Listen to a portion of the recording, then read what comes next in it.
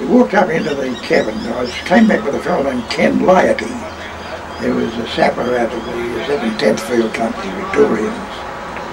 The boat had pulled into Darwin. We'd been fitted out with some gear, like uniforms. It was a bit hard to fit us in uniform because we were all like bloody whips. No weight on us. When we got off the boat, remember, I'm going to go back and tell you about it. When we got into our cabin, never forget, this was a very wonderful moment for us. After being for years and years in prison camps and sleeping on the floor, and it's hard to imagine how poor you were. You didn't even have toilet paper, you know. Didn't have a toothbrush, didn't have a comb, didn't have a razor, no.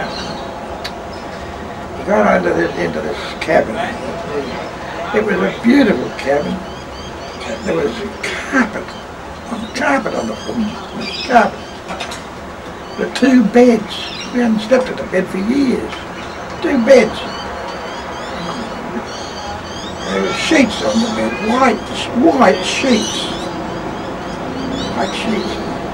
On the bed there was clothing laid out with white trousers, socks, sand shoes and shirts. I looked at these things and I said, gee, have to have it. And there was a shower kit. What's that in there? Yeah. We went in there was a shower. There was soap. There was towels. Then there was hot water and there was cold water and hot and cold. There was different sorts of soap. You know, there was toilet soap. There was salt water soap. You know, things. It's incredible. Incredible. I went in and had a shower. Ken came in and scrubbed me back with me. And he had a shower and I went and scrubbed his back. And went out there to have another. Had a towel, a dry towel, you know, towels each. We looked at one another, we just sort of burst into tears. People were coming out of Changi camp, which was Accelerate, which was quite a good camp, coming there into this luxurious compartment with all yours.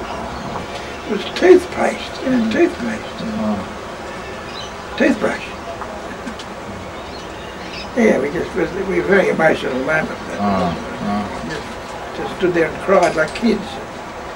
Then we went in and had another shower. Of course. I remember that. And when did you take your discharge from the army? Oh, in Sydney. When we came back to Sydney, went out to Concord first, around the road. Concord, we checked over. We went out on a month's leave if we weren't crook. We wanted to go on leave, we went on leave, that's okay. When leave was up, we had to report back to a place called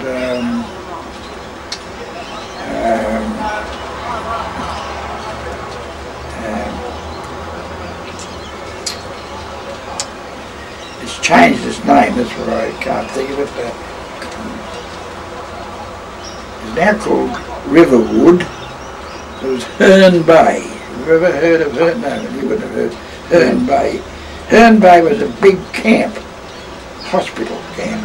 There was 3,000 beds in Herne Bay. Did you ever? Yeah, I've heard of that. Yeah, very much so. Yeah. It was built by the Americans and they came to Australia. We didn't know anything about Americans. We didn't know anything about Americans in Australia.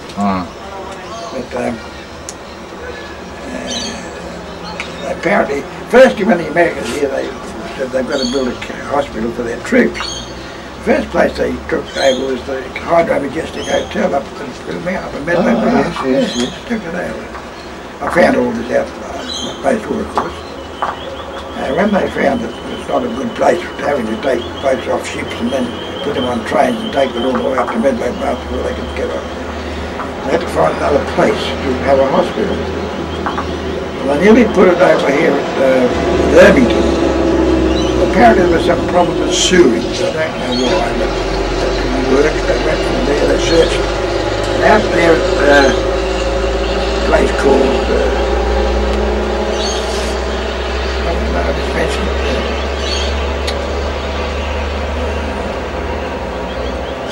Out from Punchbowl, Herne Bay. I remembered Herne Bay from the time I was a child. When I went by Hannon, one of our neighbours had taken me and my next door neighbour, Nippy Chudley, out on a picnic one day. We'd caught the bus at Hammerfield, where we both lived, over to Ashfield. We got on a train, and I was about 7 or 8, 6 or 7, something about that age then. Great day out. We got out of Punchbowl Station and walked through the bush, real bush. We had Daisy air rifles. You wouldn't have heard them, did you? Yes, I did. Yeah, I used to own one, yeah. .177. Yeah. And we took our Daisy air rifles with us and catapults to shoot at birds and things. When we got down to Herne Bay, it comes right on the creek known as, what's the creek name? It's a funny name.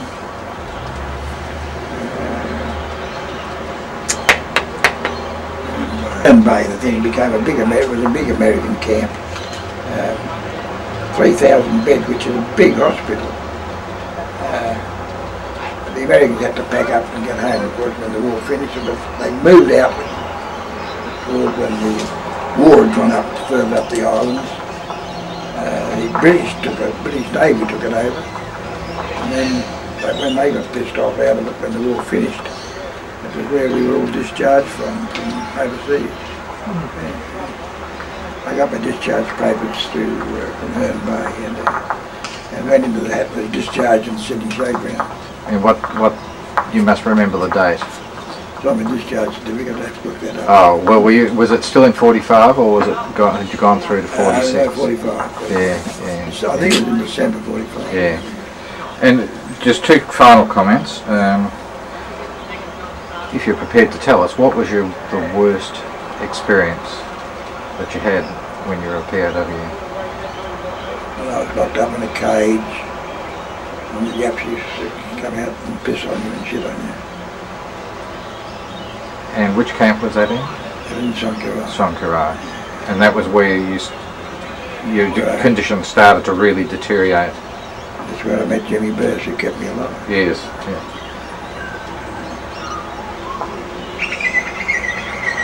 That would be my worst experience. Yeah. Now, I did ask if I could have two final comments. From your observation, was there any difference between the mateship amongst Aussies and mateship amongst the Brits? I think it was better. Australians were all stuck together, like, didn't matter what unit you were from. He was Aussie, you were stuck with him. Yes. But I don't think the same camaraderie existed amongst the British. Yeah. The Gordon Highlanders had a regiment. Now, if you were a Gordon Highlander, they would stick together. But the breaks from the other units, I didn't have that much experience except in that camp at Sonkarai. Yes.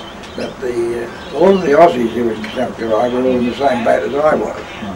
And we stuck together very much, but I was lucky to have a jock, not a pommy, a Scotty.